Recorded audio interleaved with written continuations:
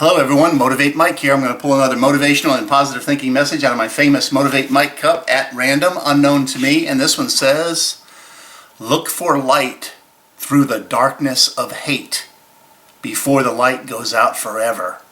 Wow, what a great one. I saw that on an episode of Twilight Zone. I write these quotes down if I'm out walking around or grocery shopping or watching TV or whatever it is, and I write these down when I hear them. But this is a great one. Look for light through the darkness of hate before the light goes out forever. And that could work both ways. If you're really, really hating someone or hating something, and really, really obsessing about it and really just, got that feeling of hatred in you and negativeness and all those things, what can you do? What can you do to get out of that mindset? And the opposite way, if you know somebody that's always filled with hate and always complaining and always just, wanting to do something, get revenge on somebody or something like that, and so somebody or yourself, how do you get that out of your head? How do you change that way of thinking? But look for light through the darkness of hate. I like that. Look for light through the darkness of hate before the light goes out forever. Excuse me, because if you're doing that constantly and day after day and week after week, before the light goes out forever, that's what they're talking about. If you don't change soon and keep thinking that way, that's what you're going to turn into. You're going to stay that way and just be a hateful, miserable person. And I talk about sometimes, if you catch yourself obsessing about something, if you catch yourself always complaining about that person and hating that person, why does that person do that, and why does it, this person, or whatever the case may be, if you find yourself thinking those things, thinking those negative thoughts and those hateful thoughts, when you catch yourself, practice catching yourself obsessing about those things, and when you do catch yourself, remember that you caught yourself doing it. Train yourself to change your train of thought. Right? Train yourself to change your train of thought. Remember that you caught yourself. I'm here obsessing about somebody that did something bad to me that I didn't like, and I'm constantly thinking about it. When I catch my there I go again. It's on my mind again.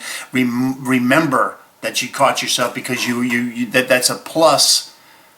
To changing your way of thinking. You've just caught yourself. You're doing it. Your training is working. You caught yourself. But I think that's important to remember, that you actually caught yourself. I got to stop. I got to change my train of thought. Find something positive out of it. But remember that you caught yourself and you're trying to change. And that's that's like rewarding yourself.